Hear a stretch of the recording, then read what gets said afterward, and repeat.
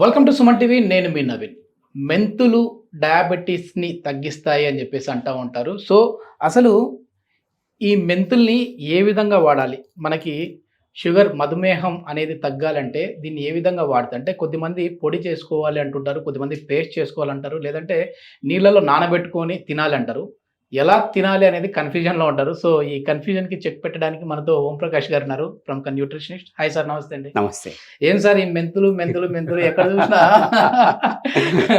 Yeah! Sugar తగ్గాలంటే మెంతులు వాడాలి అంటా ఉన్నారు.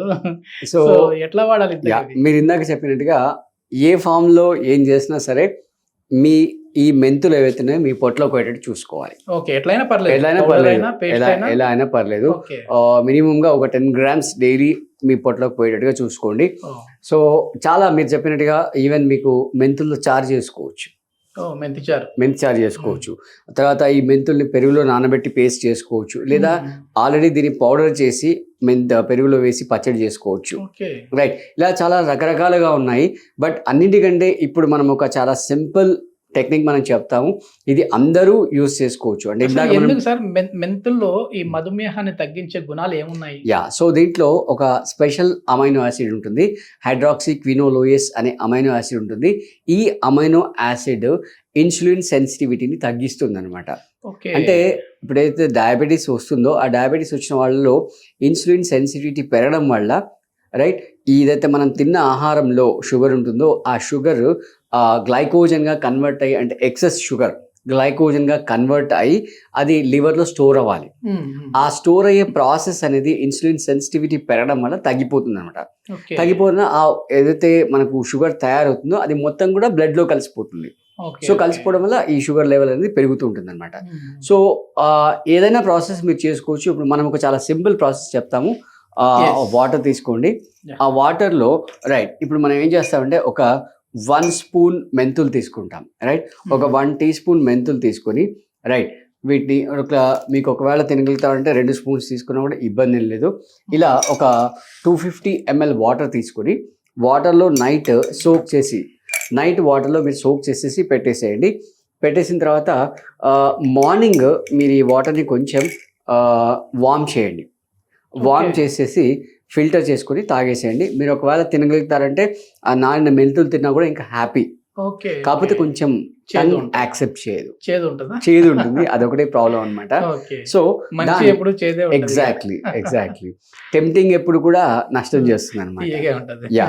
సో దీన్ని కొంచెం ఒక 10 minutes అలా వార్మ్ చేసేసుకొని ఆ లుక్ వామ్ని మీరు తాగేసేయండి. కాకపోతే కండిషన్ ఏంటంటే ఎంటీ స్టమక్లో తీసుకోవాలి. హ్మ్. హ్మ్. రైట్. సో మీరు ఒకవేళ ఇంకా మధ్యాహ్నం యాడ్ చేసుకోవాలనుకుంటే కనుక మీరు దీనిదాకా చెప్పినట్టుగా పెరుగులో పచ్చడి పెట్టి చేసుకోవచ్చు. రైట్, నానబెట్టేసి పెరుగుతో కలిసి మిక్స్ చేసేసుకోవచ్చు. లేదంటే ముందే పౌడర్ చేసుకొని ఆ పౌడర్ని మీరు పెరుగులో కలిపేసుకొని పచ్చడి చేసుకోవచ్చు. మెంతులు చారు చేసుకోవచ్చు. పప్పులో కూడా వేసుకోవచ్చు. కాకపోతే ఓవరాల్గా ఏంటంటే కొంచెం చేదుగా ఉంటుంది, అదొకటి మీరు చూసుకోవాలి. ఇవి మన పొట్టలోకి వెళ్ళినట్లయితే రైట్. సో మీరు ఇందాక డిస్కస్ చేసిన అన్ని మెథడ్స్ కూడా కొంచెం complicated method, but this is the one. ఈ వాటర్ తాగడం అనేది చాలా చాలా ఈజీ ప్రాసెస్. ఓకే. ఓకే. అంటే దీనికి పెద్ద ఎఫర్ట్ ఏం మనం పెట్టాల్సిన పని ఉండదు అనమాట. హ్మ్. అంటే ఎవరిది వాళ్ళు ఇండివిజువల్గా చేసుకోవచ్చు, ఎవరి మీద డిపెండ్ అవ్వకుండా చేసుకోవచ్చు ఎందుకు అనమాట. అసలు ఈ డయాబెటిక్ అనేది చాలా వరకు కూడా పెరుగుతా ఉంది సార్. ఇంట్లో నలుగురు ఉన్నారంటే Yeah. ఖచ్చితంగా ఒకరన్నా డయాబెటిక్ తో ఉన్న వాళ్ళు ఉంటారు. మీ వీడియోలో అన్నిట్లో కూడా మీరు చెప్తా ఉంటారు. ఇది ఒక వ్యాధి అయితే కాదు, ఒక డిసీజ్ కాదు, డిజార్డర్. మళ్ళీ మనం ఆర్డర్లో పెట్టుకోవచ్చు లైఫ్ అనేసి. Style disorder. Exactly So- life style disorder. అంటే బేసిక్గా ఏంటంటే ఇప్పుడు ఫర్ ఎగ్జాంపుల్ ఒక రోడ్ ఉంది, దాని మీద గుంతలు పడ్డాయి అనుకోండి. దాన్ని రిపేరింగ్ వర్క్ చేయాలి అంటే మనం 24 hours దాని మీద ట్రాఫిక్ వెళ్తుంది అనుకోండి, మనం రిపేర్ చేయలేం. రైట్. Hmm. సో కొద్దిసేపు దానికి బ్రేక్ ఇవ్వాలి. ఇప్పుడు ఈవెన్ మీరు రిపేర్ చేసినా ఎంబడే దాన్ని మళ్ళీ మీరు వాడారనుకోండి ప్రాబ్లం అయిపోతుంది. అవును. సో అంటే మనం ఈ డైజెస్టివ్ సిస్టమ్కి ఎటువంటి బ్రేక్స్ లేకుండా కంటిన్యూస్గా దాన్ని వాడడం వల్ల దాని సర్వీస్ అనేది తగ్గిపోతుంది. అది బేసిక్ ప్రాబ్లం.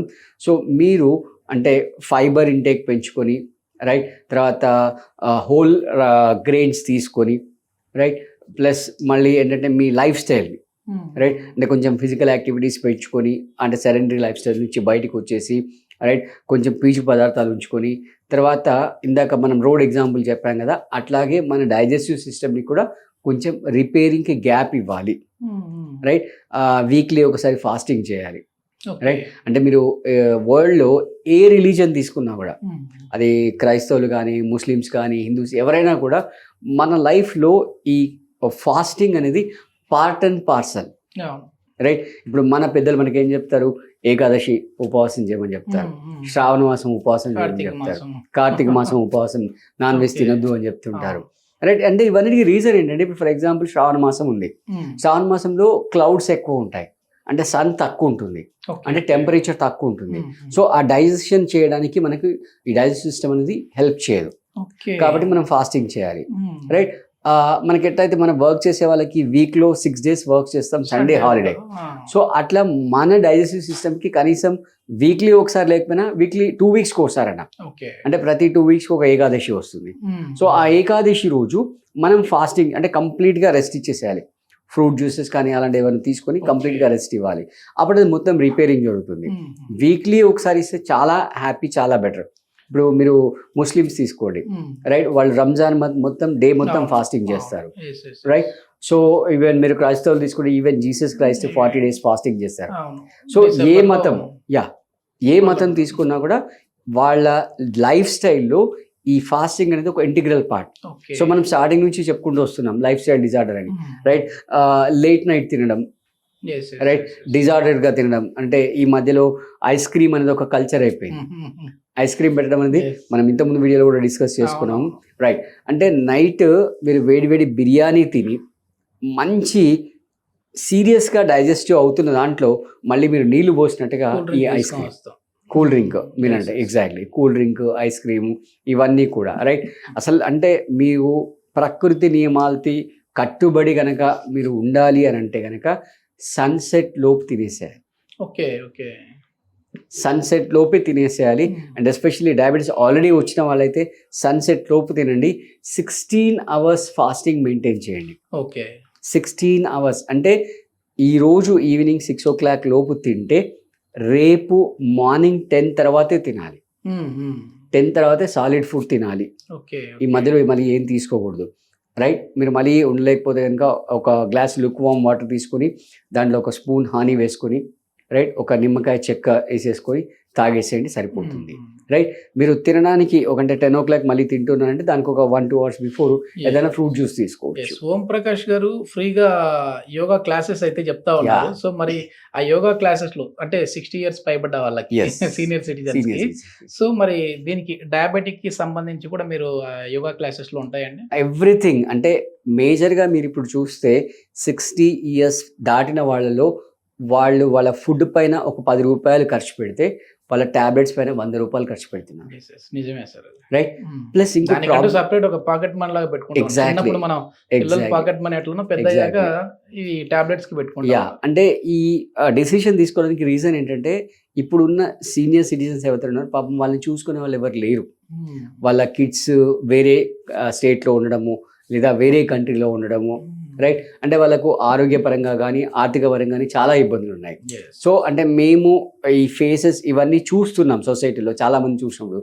సో దాన్ని దృష్టిలో పెట్టుకొని మేము 3 group of friends కలిసి ఈ డిసిషన్ తీసుకొని January 2025 హెల్దీ ఇండియాని బిల్డ్ చేయాలి అంటే మోడీ గారు ఎట్లాగో ప్రయత్నం చేస్తున్నారు. సో మా వంతుగా మేము చేయాలని చెప్పి ఈ డిసిషన్ తీసుకోవడం జరిగింది. సో మన వ్యూవర్స్ అందరికీ కూడా రిక్వెస్ట్ ఏంటంటే మీ కమ్యూనిటీలో ఎవరైనా ఉంటే కనుక వాళ్ళకి ఈ కాంటాక్ట్ షేర్ చేసి వాళ్ళని ఈ ప్రోగ్రాంలో జాయిన్ అవ్వమని చెప్పండి. వాళ్ళకి కావాల్సిందల్లా ఇంటర్నెట్ అయితే ఇప్పుడు ప్రతి వాళ్ళ ఇంట్లో మొబైల్లో ఉంటుంది, రైట్. ఆ డివైస్ దాంట్లో జూమ్ లాంచ్ చేసేసుకొని వాళ్ళు ఒక స్టాండ్కి మొబైల్ పెట్టుకొని ఒకళ్ళు వాళ్ళకి రాకపోతే వాళ్ళ మనమడో పక్కింటి వాళ్ళు ఎవరిదైనా హెల్ప్ తీసేసుకొని వాళ్ళు జాయిన్ అవ్వచ్చు హ్యాపీగా. ఇది మొత్తానికి మెంతులతో అయితే డయాబెటీస్ని మళ్ళీ రివర్స్ చేసుకోవచ్చు, ఇది సాధ్యమే అని చెప్పేసి అంటున్నారు. సో ఏదైనా ఇట్లాంటి ఇంకా ఇన్ఫర్మేషన్ కోసం కావాలని అంటే కింద ఓం ప్రకాష్ గారి కాంటాక్ట్ నెంబర్ ప్రొవైడ్ చేస్తున్నా, మీరు డైరెక్ట్గా సార్తో మాట్లాడచ్చు. Thank you sir. Thank you.